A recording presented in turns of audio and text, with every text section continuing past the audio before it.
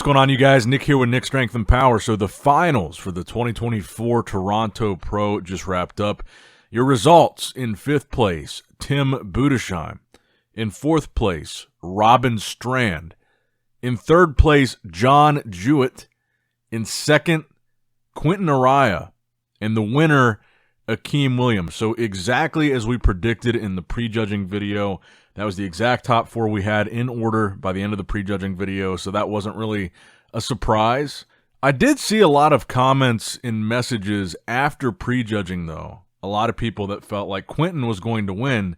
And I will say, I do think Quentin looked better here by a significant margin than how he looked in New York.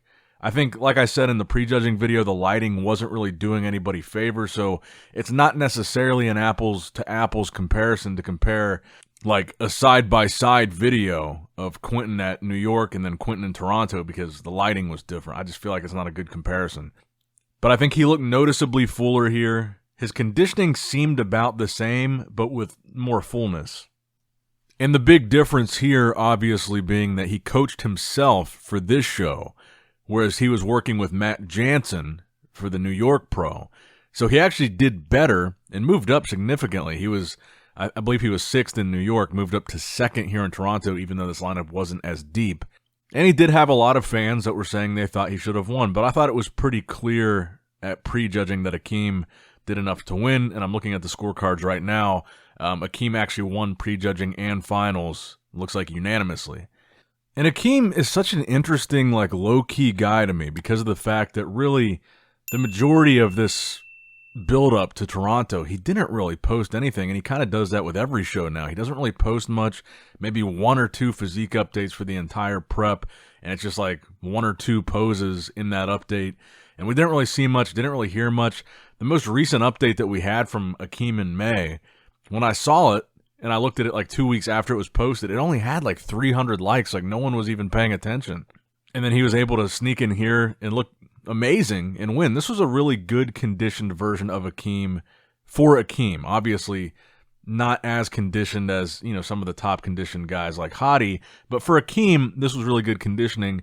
And like I said in the prejudging video, when I saw some of these hotel pictures that came out of Akeem, that's when I started to think, this was like the day of the show or the day before, these hotel pictures where he had these really diced serratus and obliques in his midsection. I was like, man, Akeem, he looks really good. I think we've been counting him out because we just haven't seen much from him. And I think he only officially announced that he was doing Toronto like maybe a month out, maybe even less than that. But Akeem has punched his ticket to the Olympia, so we will see him there. And again, I do want to thank my buddy Richie, who was emceeing this show. He was there in Toronto. He was kind of my boots on the ground, sending me some of these other videos, so you guys have a better perspective from him, who was right there, you know, with the judges, essentially. So he wanted to make sure you guys got some good videos. So again, I appreciate Richie sending me all these videos, so we had more than just the live stream perspective. Because as I said, I don't think the live stream and maybe the lighting combined with the live stream, it wasn't really flattering to a lot of these guys, and I think a big part of it was the lighting. Because I felt like watching some of the videos that Richie sent me, the guys looked better and more conditioned in his video, and maybe it was just the way that that camera on the iPhone interacted with the lighting. To me, they looked better in his videos. Because like I said in that prejudging wrap-up, I was seeing comments after prejudging where people were saying, oh, why is no one in shape? Nobody's in shape. And I think it was just because the lighting was not flattering for anybody. Now, I should also mention that Niall Darwin won the classic physique title. He's going to the Olympia. And in 212, Christian Zagarella won the 212 Toronto Pro title. So he is also going to the Olympia. Then I'm sure some people were wondering about Hassan Mustafa. Hassan ended up placing 6th in this lineup, which honestly I feel like was kind of a gift for him considering how many competitors there were. The fact that he still placed that highly was impressive to me because of the fact that, you know, you could argue this is one of the worst versions of Hassan that we'd ever seen. To me, he looks like he's 5 or 6 weeks out. And he is technically, I think, like 5 weeks out from the Vancouver show. We know he's also doing Vancouver.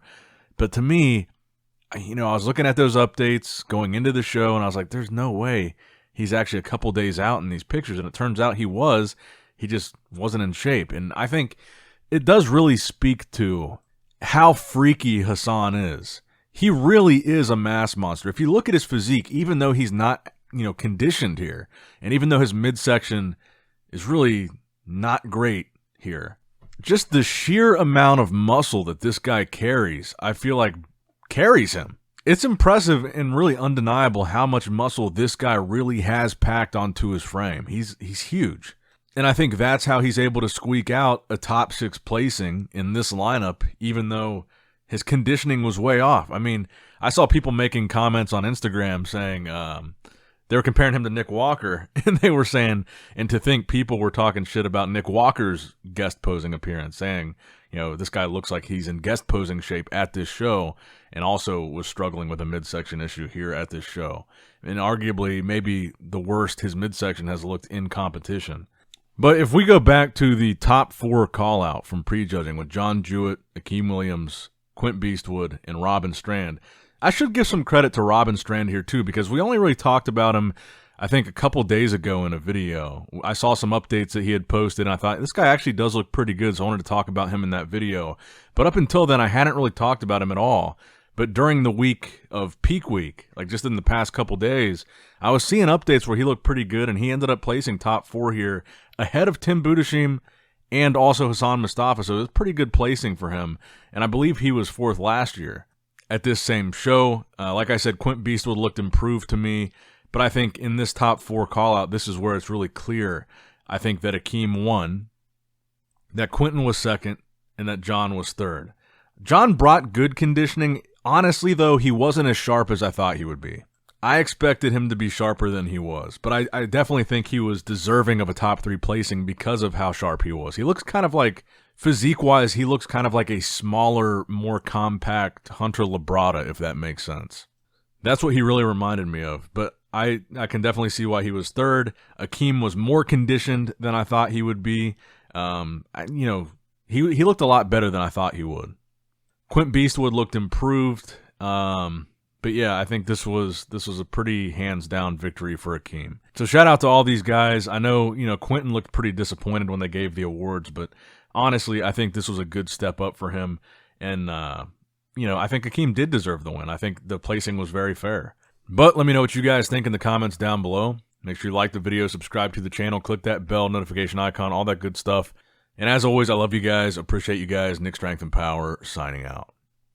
All right, guys, don't forget to click that like button and subscribe to this channel if you enjoy the content. Also, check out my Instagram at NickStrengthPower, my Facebook page, which is simply Nick Strength and Power, my secondary YouTube channel, Nick Strength and Vlogs, for vlogs and bonus content that you will not see on this channel. And consider subscribing to my 3rd YouTube channel, Nick Strength and Pokemon, which is all things Pokemon and trading card games, completely unrelated to this channel. So if you're into that, give that one a look. And all links to merchandise and social media will be in the description box below. If you guys want a Nick Strength and Power t-shirt, that will be in the Shopify link below. Have a great day.